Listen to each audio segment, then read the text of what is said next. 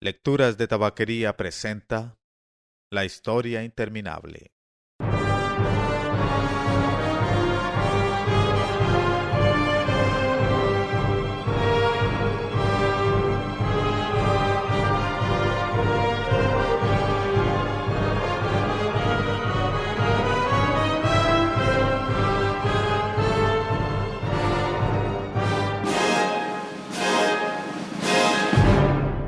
XXIII. La ciudad de los antiguos emperadores. Wagnerianamente cabalgaba Bastián por aquella noche negra como la pez, a muchos kilómetros de distancia ya, cuando sus compañeros de batalla, que se habían quedado atrás, comenzaron a partir. Muchos de ellos estaban heridos, todos estaban mortalmente exhaustos y ninguno tenía, ni de lejos, la fuerza y la resistencia inmensas de Bastián.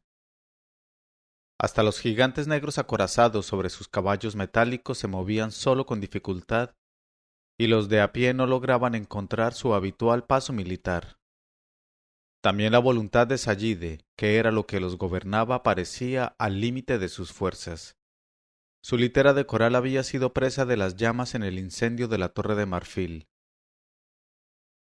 Por ello, con toda clase de tablas de carruajes, armas rotas y restos carbonizados de la torre, se había construido una nueva litera que, desde luego, más parecía una especie de choza. El resto del ejército venía detrás lentamente, cojeando o arrastrando los pies. También Icrion, Isbald y Hidorn, que habían perdido sus caballos, tenían que sostenerse mutuamente. Nadie decía nada, pero todos sabían que les sería imposible alcanzar nunca a Bastián. Él seguía retumbando a través de la oscuridad. Su manto negro flotaba salvajemente sobre sus espaldas y los miembros metálicos de su caballo gigante crujían y rechinaban a cada movimiento, mientras los poderosos cascos martilleaban la tierra. ¡Hala! Gritaba Bastián. ¡Hala! ¡Hala! ¡Hala! El caballo no era suficientemente veloz para él. Quería alcanzar a Atreyu y a Fúgur costase lo que costase, aunque tuviera que reventar a aquel monstruo metálico. Quería vengarse. En aquellos momentos podían haberse cumplido ya con creces todos sus deseos, pero Atreyu lo había impedido. Bastián no había podido convertirse en emperador de Fantasia, y eso lo pagaría Atreyu amargamente. Bastián espoleó a su cabalgadura metálica más despiadadamente aún. Las articulaciones del caballo chirriaban y rechinaban cada vez más fuerte, pero obedeció a la voluntad de su jinete, acelerando su vertiginoso galope. Muchas horas duró aquella loca persecución sin que la noche se iluminase. Bastián veía continuamente en su imaginación la torre de marfil en llamas y revivía el instante en que Atreyu le puso la espada al pecho. Hasta que por primera vez se le ocurrió preguntarse por qué había titubeado Atreyu, por qué después de todo no había podido decidirse a herirlo para quitarle a Aurin por la fuerza. Y entonces tuvo que pensar de pronto en la herida que había causado a Atreyu y en el aspecto que éste tenía al final, cuando retrocedió tambaleándose y cayó. Bastián volvió a meter en su funda oxidada a Sicanda, que hasta entonces había seguido empuñando. Amanecía, y poco a poco, Bastián pudo ver dónde se encontraba. Lo que ahora atravesaba velozmente el caballo metálico era una campiña. Las oscuras siluetas de los grupos de enebros parecían reuniones inmóviles de monjes gigantescos con capuchas o de encantadores con gorros puntiagudos. Por en medio había peñascos dispersos. Y entonces el caballo de metal, en pleno galope, se deshizo repentinamente en pedazos. Bastián quedó atontado por la violencia de la caída. Cuando por fin se repuso y se frotó los magullados miembros, se encontró en un pequeño enebro. Se arrastró afuera. Allí, repartidas por una amplia extensión, yacían las cáscaras de los restos del corcel, como si hubiera explotado un monumento ecuestre. Bastián se puso en pie, se echó el negro manto sobre los hombros y se dirigió sin rumbo hacia el cielo de la mañana, cada vez más claro. En el arbusto, sin embargo, quedó una cosa brillante que Bastián perdió, el cinturón Gwynmal. Bastián no se dio cuenta de la pérdida, ni tampoco después pensó en ella. Y Joan había salvado inútilmente de las llamas el cinturón. Unos días más tarde el cinturón Wemmal fue encontrado por una urraca que no sospechó qué era aquella cosa brillante. Se lo llevó a su nido, pero con ello empezó otra historia que debe ser contada en otra ocasión.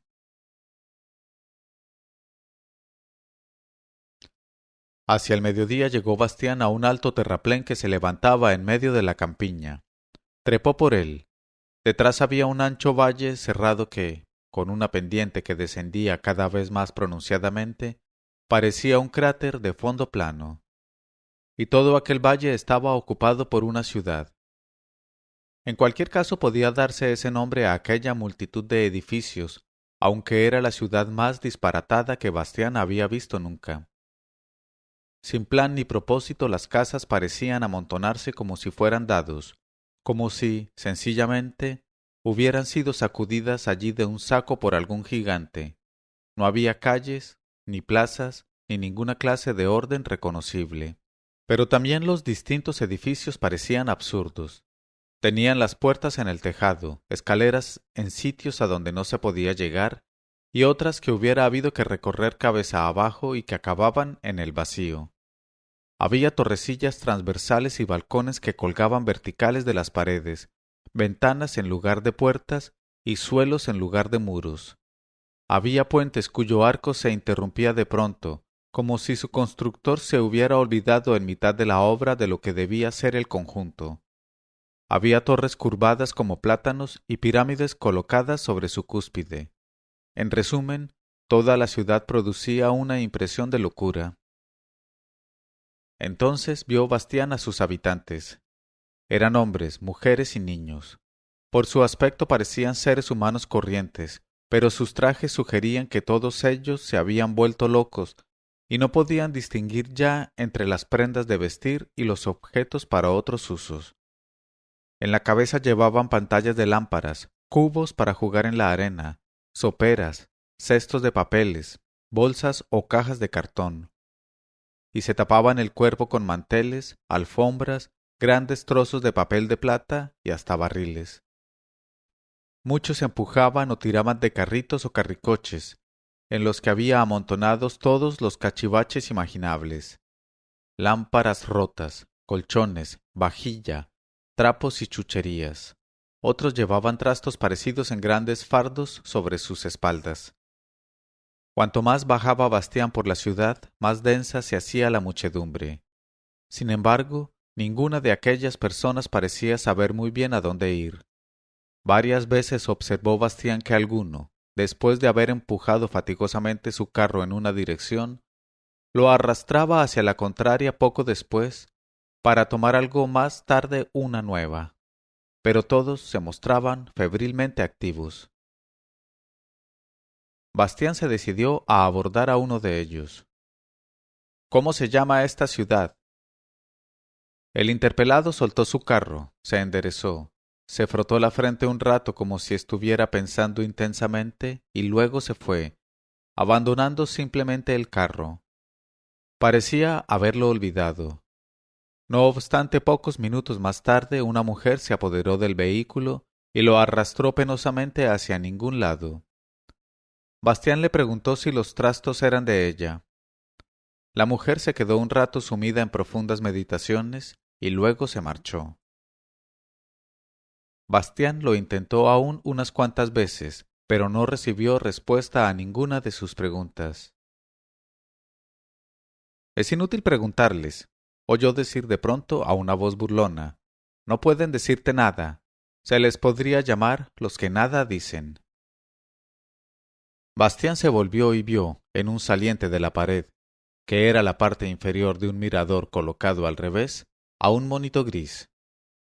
El animal llevaba un birrete negro de doctor del que colgaba una borla y parecía diligentemente ocupado en contar algo con los dedos de los pies. Luego miró irónicamente a Bastián y dijo: Perdona, solo estaba contando algo rápidamente. ¿Quién eres? Le preguntó Bastián. Argax es mi nombre. Encantado. respondió el monito levantándose ligeramente el birrete. ¿Y con quién tengo el gusto? Me llamo Bastián Baltasar Bux. Muy bien, dijo el monito satisfecho. ¿Y cómo se llama esta ciudad? Preguntó Bastián. En realidad no tiene nombre, explicó Argax, pero se le podría llamar, digamos, la ciudad de los antiguos emperadores. ¿La ciudad de los antiguos emperadores? Repitió Bastián inquieto. ¿Por qué? No hay nadie que parezca un antiguo emperador. Ah, ¿no? El monito se rió sofocadamente.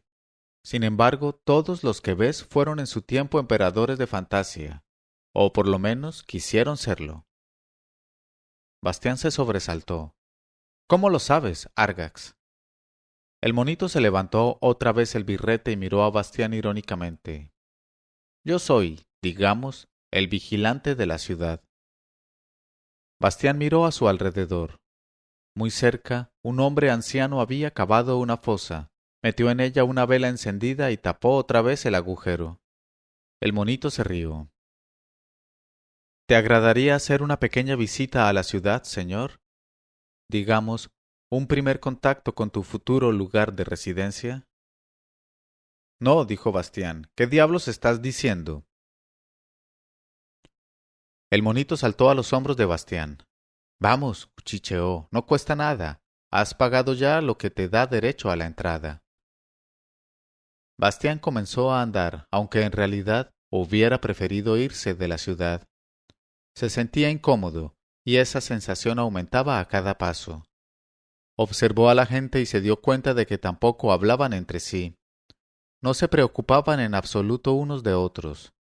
En realidad, ni siquiera parecían darse cuenta de su mutua presencia. ¿Qué les pasa? Preguntó Bastián. ¿Por qué se comportan de una forma tan rara? No tiene nada de rara, se rió ahogadamente Argax en su oído. Se podría decir que son tus iguales, o, mejor, que lo fueron en su tiempo. ¿Qué quieres decir? Bastián se quedó inmóvil. ¿Quieres decir que son seres humanos? Argax dio saltos de alegría sobre las espaldas de Bastián. Eso es, eso es. Bastián vio en medio de su camino a una mujer sentada que intentaba pinchar guisantes con una aguja de zurcir. ¿Cómo han llegado hasta aquí? ¿Qué hacen? Preguntó Bastián. Bueno, en todos los tiempos ha habido seres humanos que no han vuelto a su mundo, explicó Argax. Al principio no querían y ahora, digamos, no pueden ya. Bastián miró a una niña que, con gran esfuerzo, empujaba un coche de muñecas de ruedas cuadradas. ¿Por qué no pueden ya? Preguntó. Tienen que desearlo, pero ya no desean nada. Han gastado su último deseo en alguna otra cosa. ¿Su último deseo? Preguntó Bastián con los labios pálidos. Entonces, ¿no se puede desear tanto como se quiera? Argax volvió a reírse sofocadamente. Trató de quitarle a Bastián el turbante para despiojarlo. —¡Deja eso! —gritó Bastián. Quiso sacudirse al mono, pero él se agarró fuertemente, chillando de placer. —No es eso, no es eso —gritó excitadamente el monito. Solo puedes desear cosas mientras te acuerdes de tu mundo. Los que están aquí han agotado todos sus recuerdos. Quien no tiene ya pasado tampoco tiene porvenir. Por eso no envejecen. Míralos. ¿Podrías creer que muchos de ellos llevan aquí 1000 años e incluso más? Pero se quedan como son. Para ellos no puede cambiar nada, porque ellos mismos no pueden ya cambiar. Bastián observó a un hombre que enjabonaba un espejo y empezaba luego a afeitarlo. Lo que al principio le había parecido a un cómico, a Bastián le producía ahora en la espalda carne de gallina. Siguió adelante deprisa y solo entonces se dio cuenta de que cada vez descendía más por la ciudad. Quiso volverse, pero algo lo atraía como un imán. Comenzó a correr intentando deshacerse del molesto monito, pero éste se aferraba a él como una lapa e incluso lo acicateaba. ¡Más aprisa! ¡Venga! ¡Venga! ¡Venga! Bastián vio que aquello no servía de nada y se detuvo.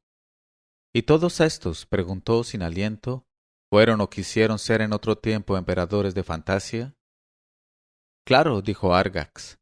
Todo el que no encuentra el camino de vuelta quiere ser tarde o temprano emperador. No todos lo consiguieron, pero todos lo intentaron. Por eso hay aquí dos clases de locos. El resultado, sin embargo, es, digamos, el mismo.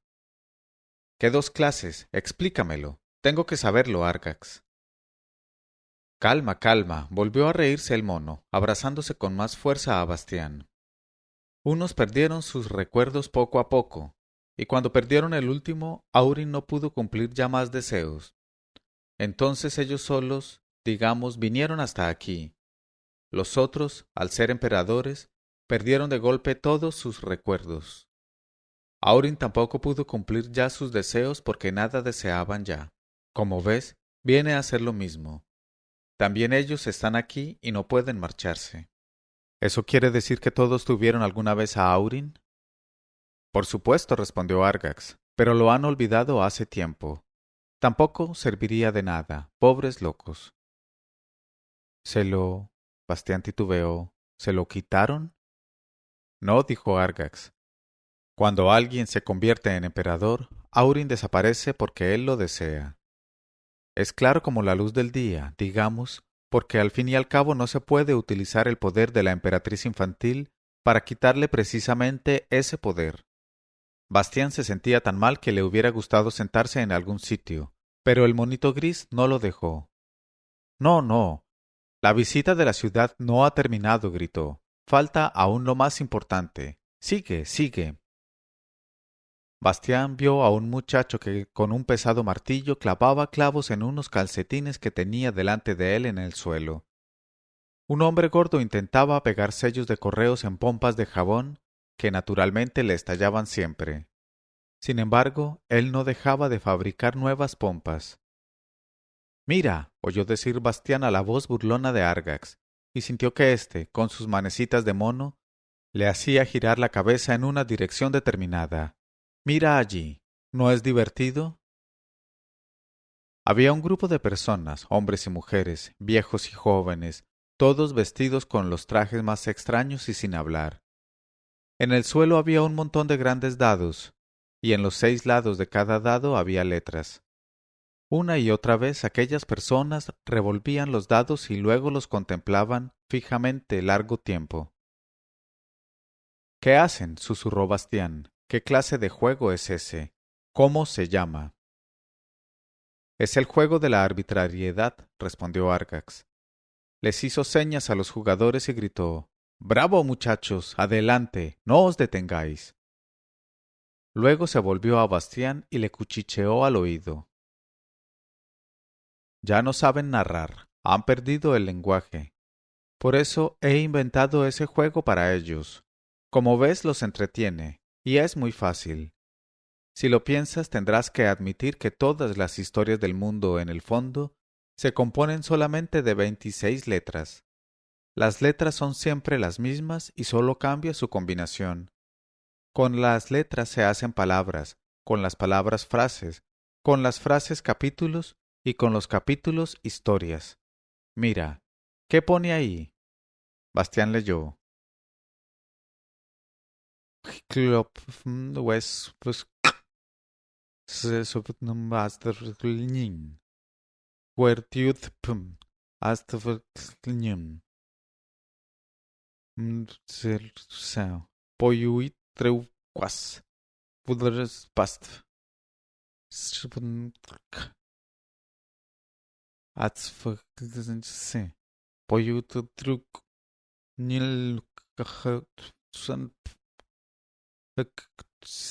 Jip Argunikin Quertuviopost Sast Lkyuon Grefkl.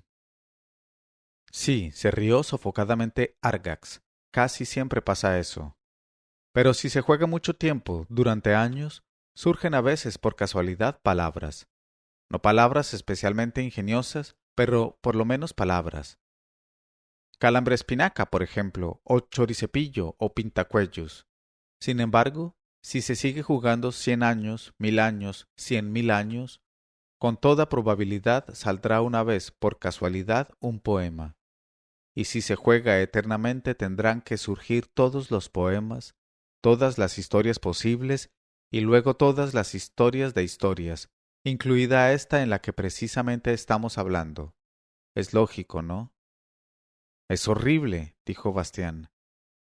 Bueno, dijo Argax, depende de cómo se mire. Esos de ahí, digamos, se dedican a ello apasionadamente.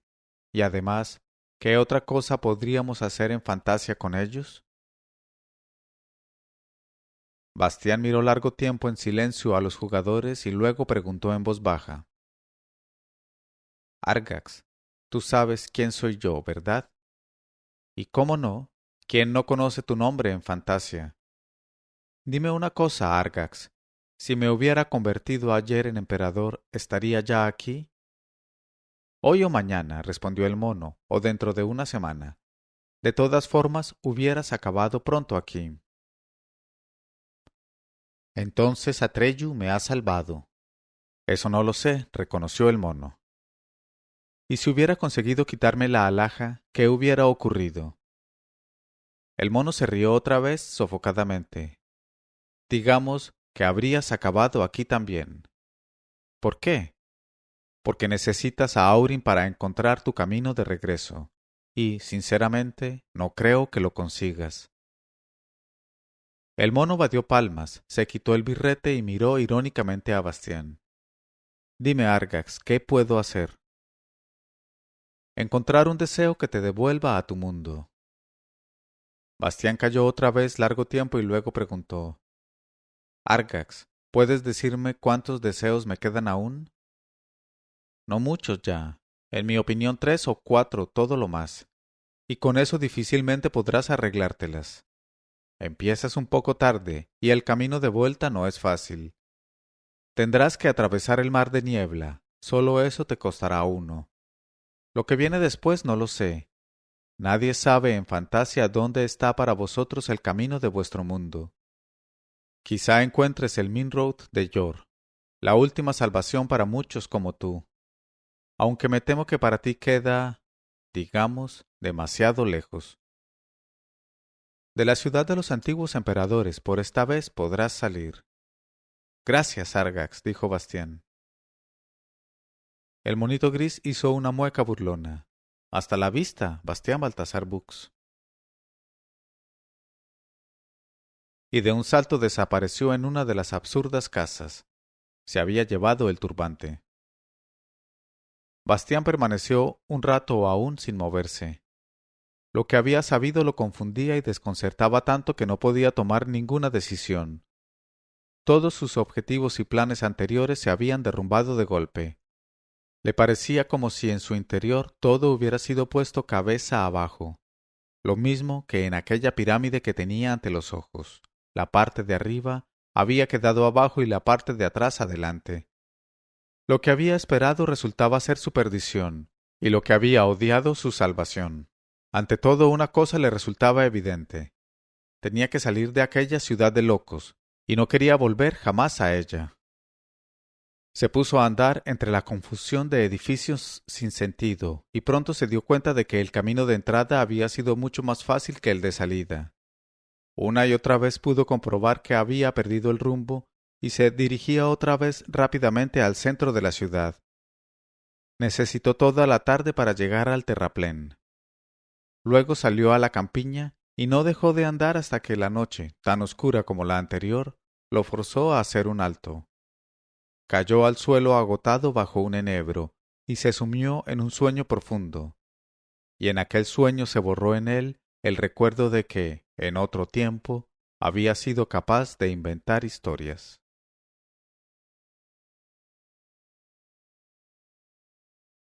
Durante toda la noche vio una sola imagen en sueños que no quería desaparecer y que tampoco cambiaba. Atreyu, con la sangrante herida en el pecho, estaba ante él y lo miraba, inmóvil y sin decir palabra.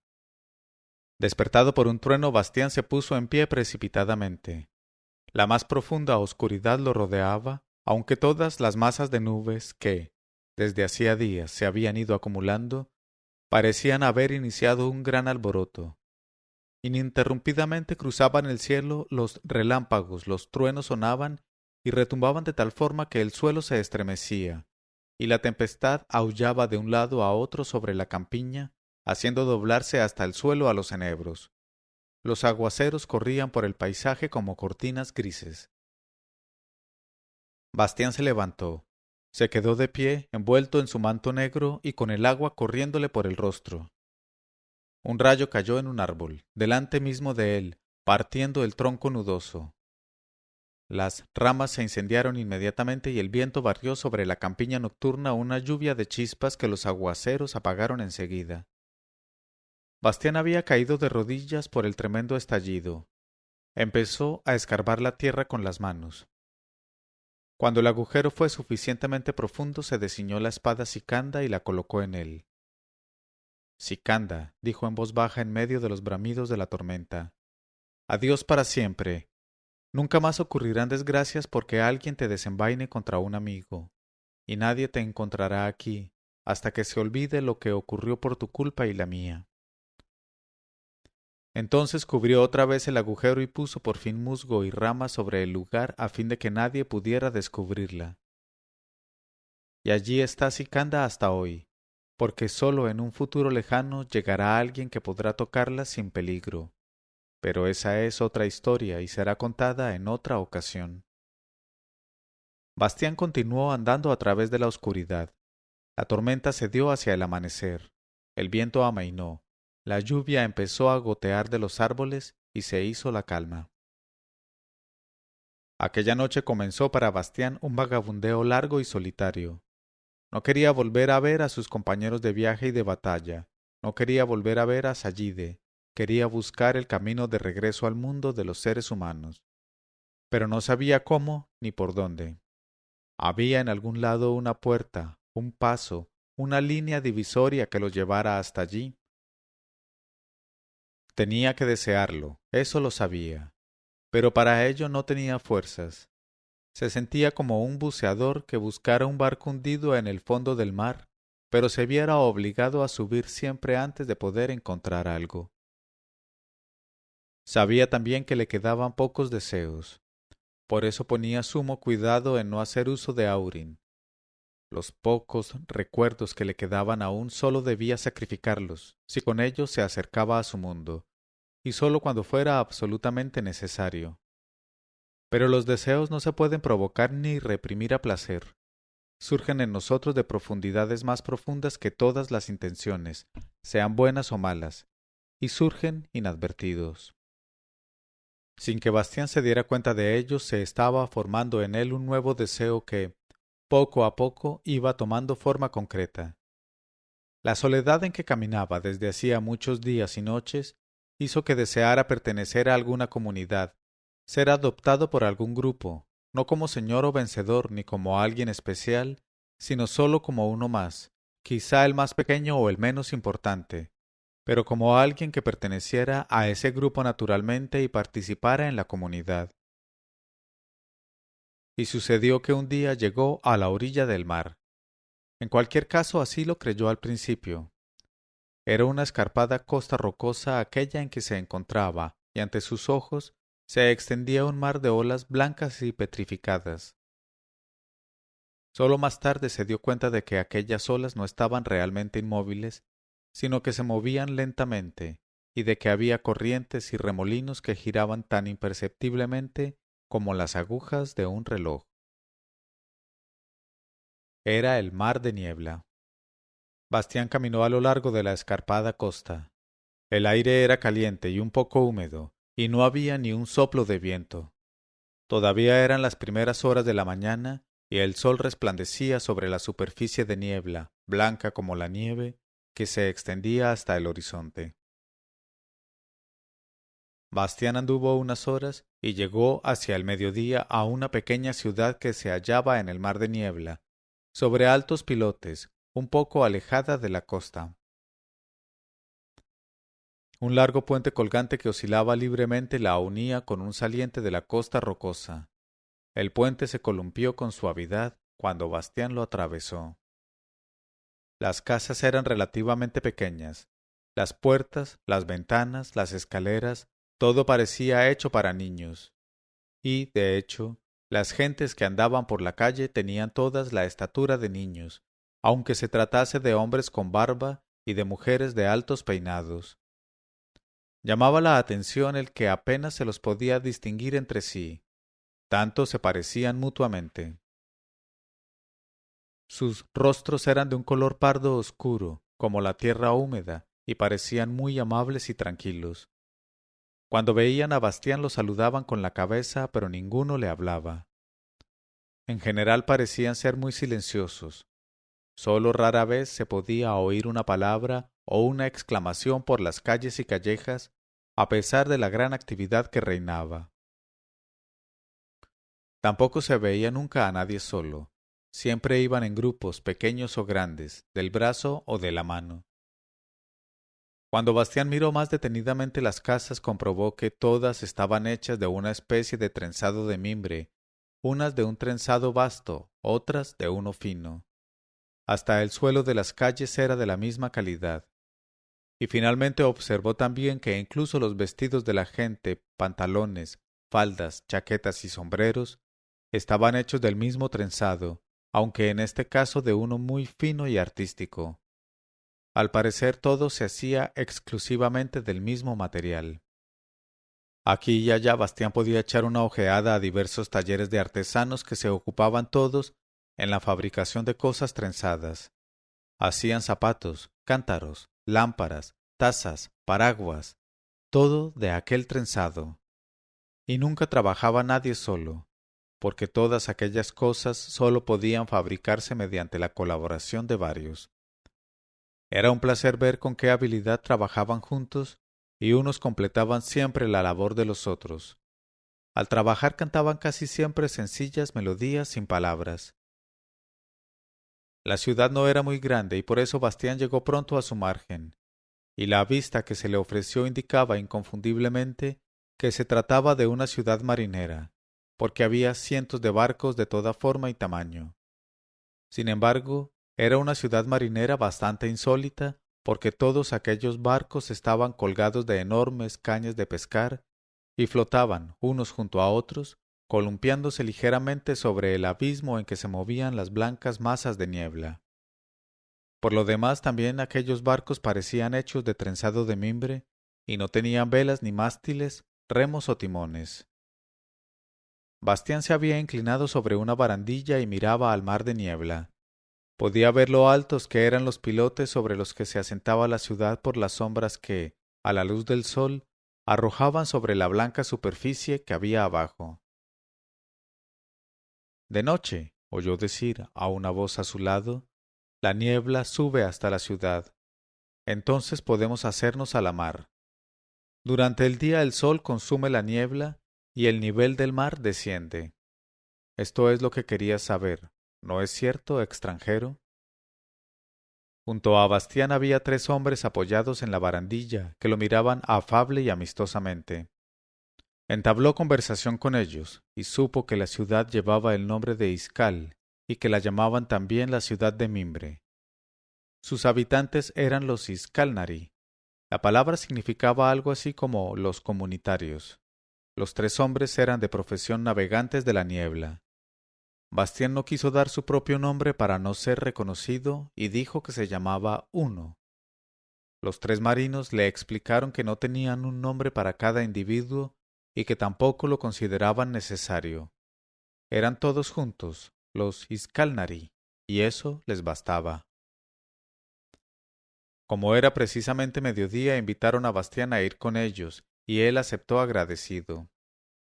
En una posada cercana se sentaron a la mesa, y durante la comida Bastián se enteró de todo lo que se refería a la ciudad de Iscal y sus habitantes. El mar de niebla, que ellos llamaban Skaidan, era un gigantesco océano de vapor blanco que separaba 2 partes de Fantasia. La profundidad de Skaidan no la había averiguado nadie aún, ni tampoco de dónde procedía aquella monstruosa masa de niebla. Era verdad que se podía respirar perfectamente bajo su superficie y que, desde la costa, donde la niebla era todavía relativamente poco profunda, se podía andar un trecho por el fondo del mar, pero sólo amarrado a una soga de la que pudiera ser uno remolcado. Efectivamente, la niebla tenía la cualidad de hacer perder, al cabo de corto tiempo, todo sentido de orientación.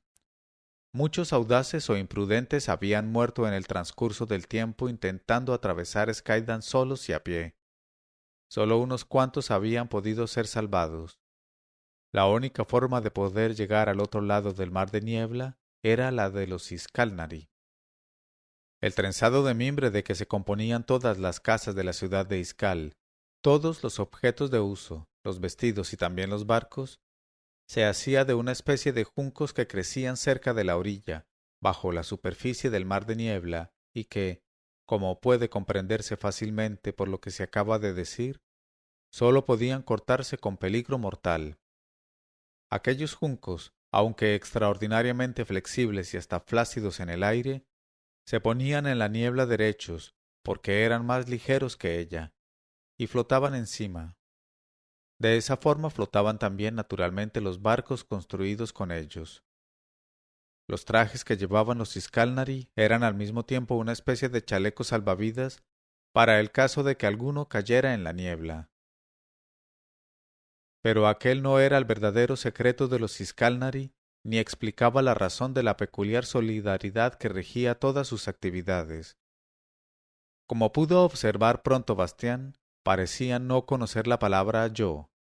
En cualquier caso no la utilizaban nunca, sino que hablaban siempre únicamente de nosotros. La razón no la supo hasta más adelante. Cuando dedujo de lo que decían los tres navegantes de la niebla que aquella misma noche se harían a la mar, les preguntó si no podían llevarlo como grumete. Le explicaron que un viaje por Skaidan se diferenciaba considerablemente de cualquier otro viaje por mar, porque nunca podía saberse cuánto duraría ni a dónde se llegaría en definitiva. Bastián dijo que le daba igual, y los marinos consintieron en aceptarlo en su barco. Al caer la noche, la niebla, como se esperaba, comenzó a subir, y hacia la medianoche había llegado a la altura de la ciudad de Mimbre. Todos los barcos que antes habían colgado en el aire flotaban ahora en la blanca superficie. El barco en que se encontró Bastián, una embarcación plana de unos 30 metros de eslora, fue soltado de sus amarras y se movió lentamente hacia la vastedad del mar de niebla nocturno. Ya a la primera ojeada Bastián se había preguntado qué medio de propulsión podía hacer moverse aquella especie de barco que no tenía velas, ni remos, ni hélice. Las velas, como supo, no hubieran servido de nada porque sobre Skaidan reinaba casi siempre la calma, y con remos o hélices no se podía avanzar por la niebla. La fuerza que impulsaba al barco era totalmente distinta.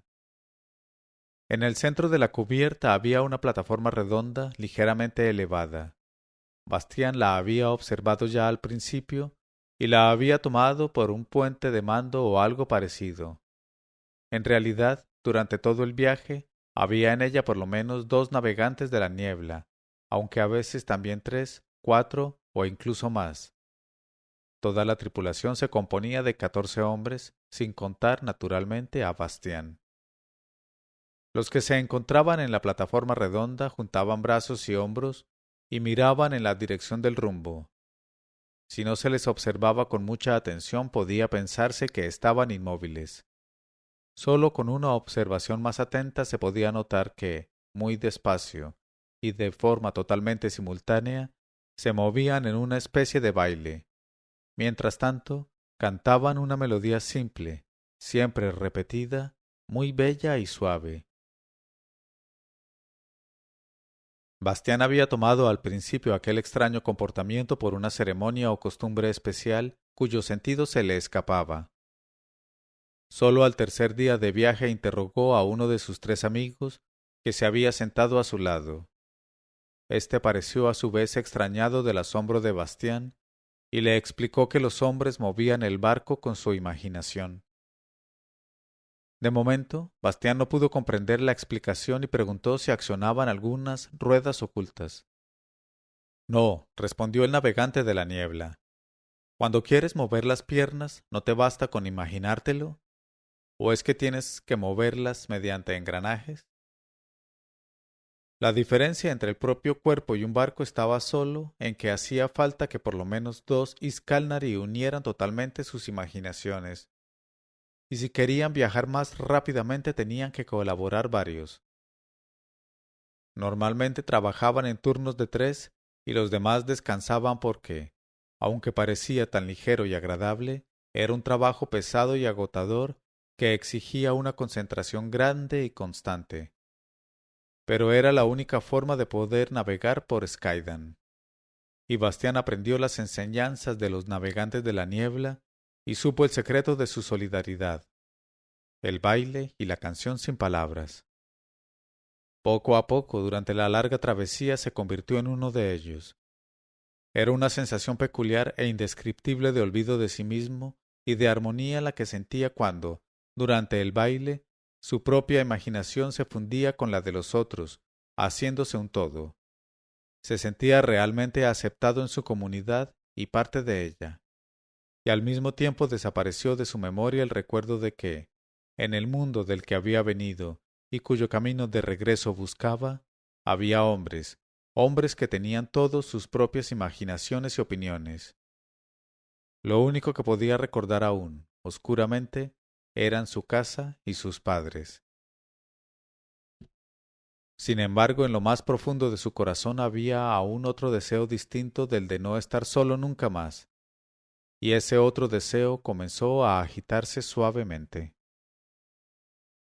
Eso ocurrió el día en que por primera vez observó que los Iscalnari no lograban su solidaridad armonizando formas de imaginar totalmente distintas, sino porque se parecían tanto entre sí que no les costaba ningún esfuerzo sentirse una comunidad. Al contrario, no tenían la posibilidad de discutir o de no estar de acuerdo entre sí, porque ninguno de ellos se sentía un individuo. No tenían que vencer ninguna oposición para encontrar la armonía, y precisamente esa facilidad le pareció a Bastián poco a poco insatisfactoria. Su dulzura le resultó sosa, y la melodía siempre igual de sus canciones monótona. Sentía que le faltaba algo, que anhelaba algo, pero no podía decir qué. Eso solo le resultó claro cuando, algún tiempo después, divisaron en el cielo una gigantesca corneja de la niebla. Todos los Iscalnari tuvieron miedo y se escondieron bajo cubierta tan aprisa como pudieron. Uno, sin embargo, no lo logró a tiempo, y la monstruosa ave se precipitó sobre él con un grito, cogió al desgraciado y se lo llevó en el pico.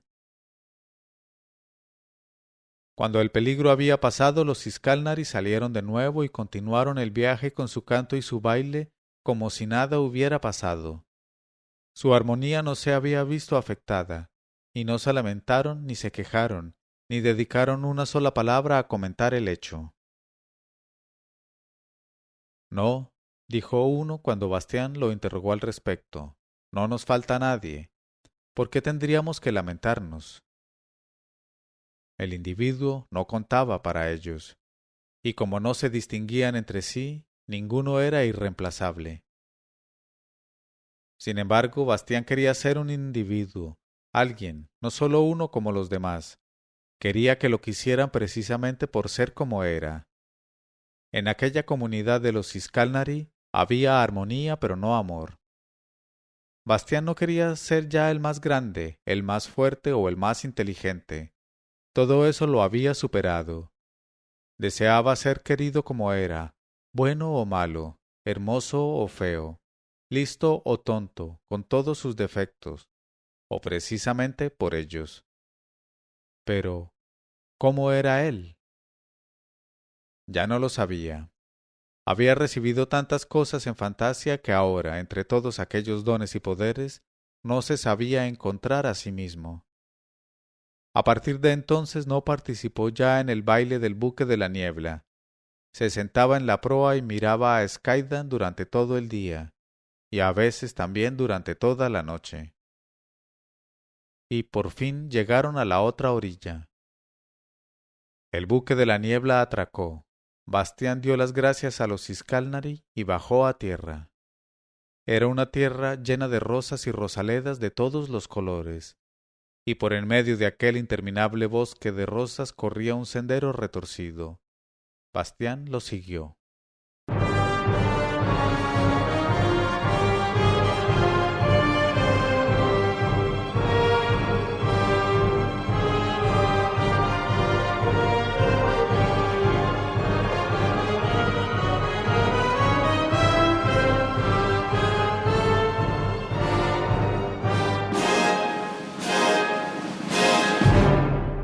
Leyó este capítulo Mauricio Duque Arrubla.